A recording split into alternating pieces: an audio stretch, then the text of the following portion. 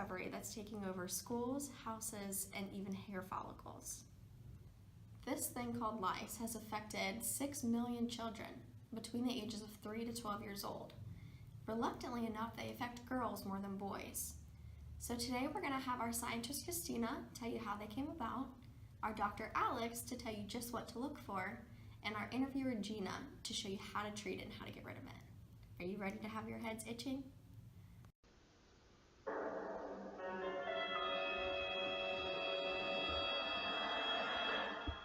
Alex, thank you for having me on.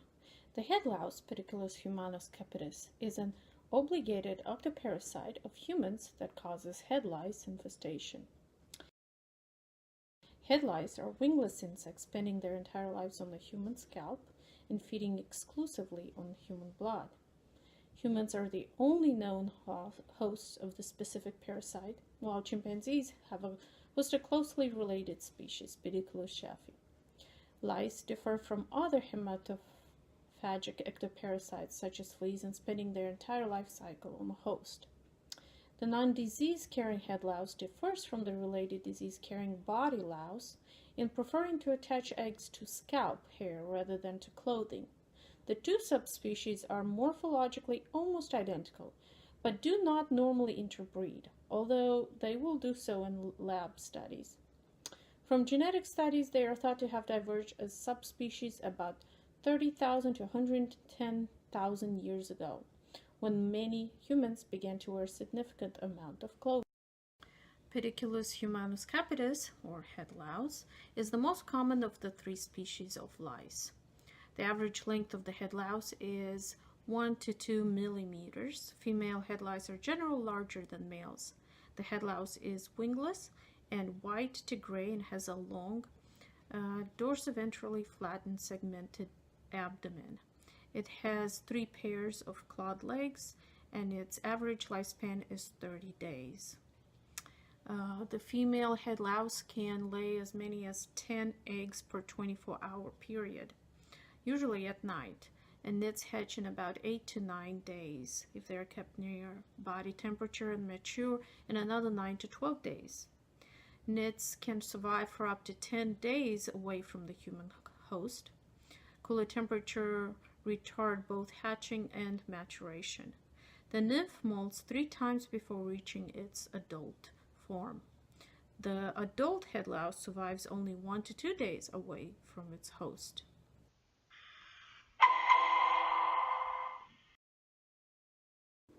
Adult head louse reproduce sexually, and copulation is necessary for the female to produce fertile eggs.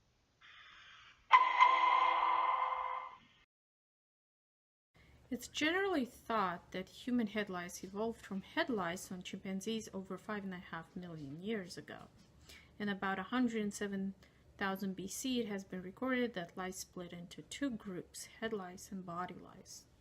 Pediculosis as a human problem dates back to the earliest Homo sapiens.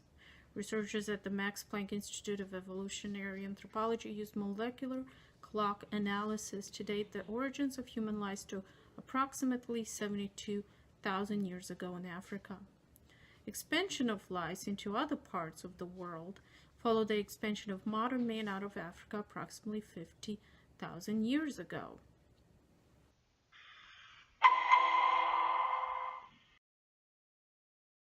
Head lice have been causing itchy heads for quite some time now.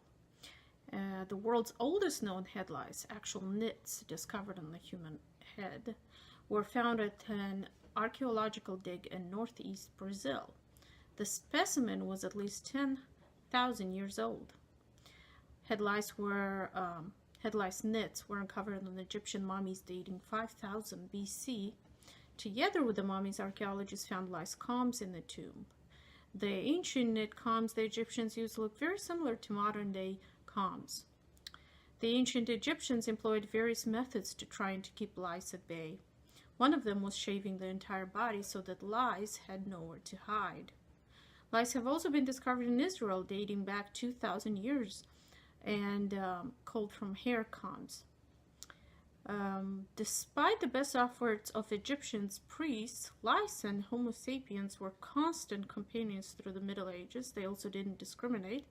Lice affected all parts of society, from serfs to royals.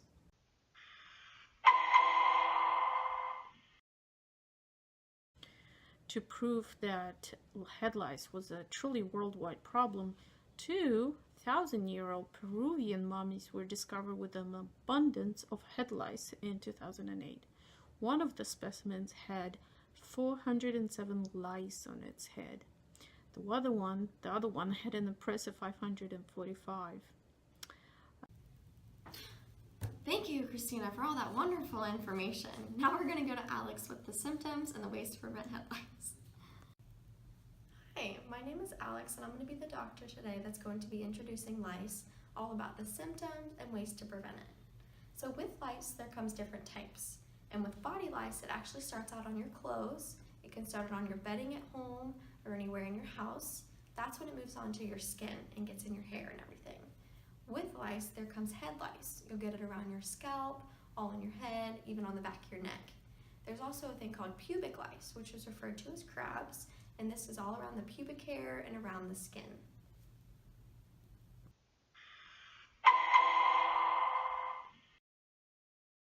Now with lice, there can be a lot of different kinds of symptoms that you guys can get. According to Healthline, you can get itching, which can also be from an allergic reaction, which is the actual lice that's in your hair. You can get even a tickling feeling of the bugs that are crawling around in your head. You can get sores from scratching so hard, irritability because you're so tired of having these all in your head and around your body. Definitely difficulty sleeping. Whenever you're trying to get rid of those, it's going to be really hard to fall asleep at night. The little red bumps that you'll see is from the lice actually trying to feed off of your skin and your blood. And the appearance of the lice eggs, they're also called nits. They're also just the little white pieces that you'll see in the bits of your hair. But with symptoms, it can take up to 6 weeks before you even see any start of these symptoms.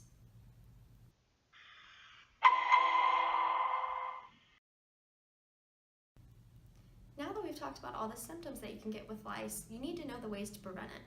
Since lice affects ages from 3 to 12, it's more about for your children that need to learn the preventions at school and at home. When it comes to school, it can be very difficult to prevent it. You know, they're always playing around on the playground, they're in the classroom together, they're putting their bags next to each other, so you need to teach your children, or in childcare, ways to prevent it. You want to avoid any head-to-head contact so you're not coming in contact with another child's hair. You want to make sure they have their own hats, their own closets, their own little cubbies, and make sure you're teaching your children good hygiene. Now, ways to prevent it at home is, you need to watch out your brushes. If you're using the same brush, you need to make sure you're cleaning it, and you want to soak it for an hour with 10% bleach and 90% water. You need to make sure that you're cleaning all of your bed linens all the time. Make sure you're doing it at least once or twice a week.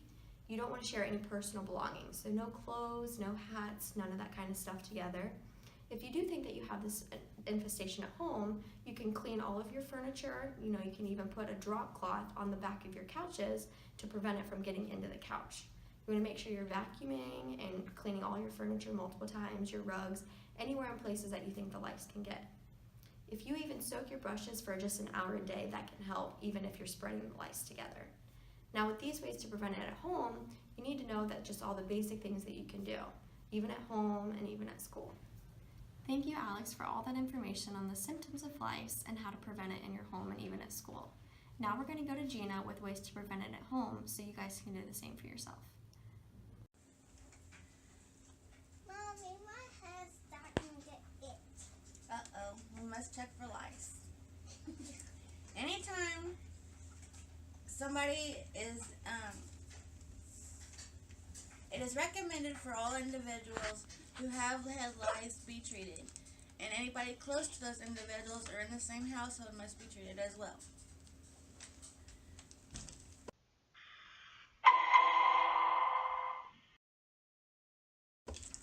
And you first start checking for head lice.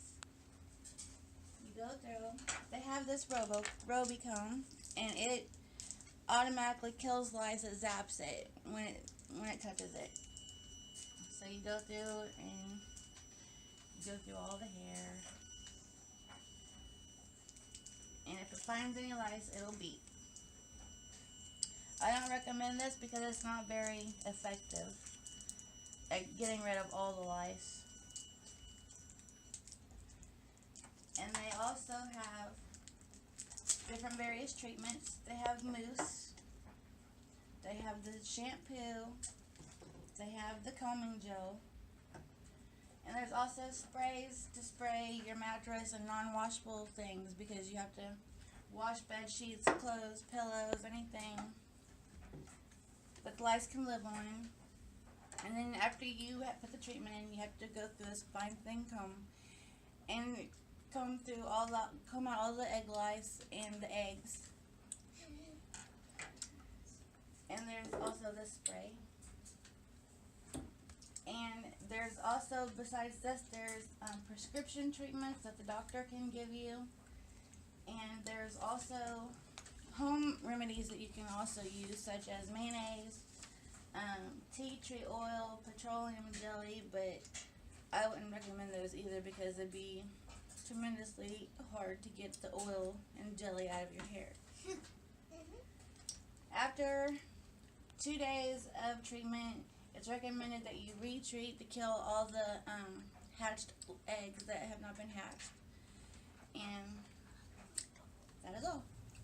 Thank you, Gina, for all of that information. You showed us multiple ways on how to treat it. Now I hope you guys watching at home can take this information and learn from it and teach your ways at home.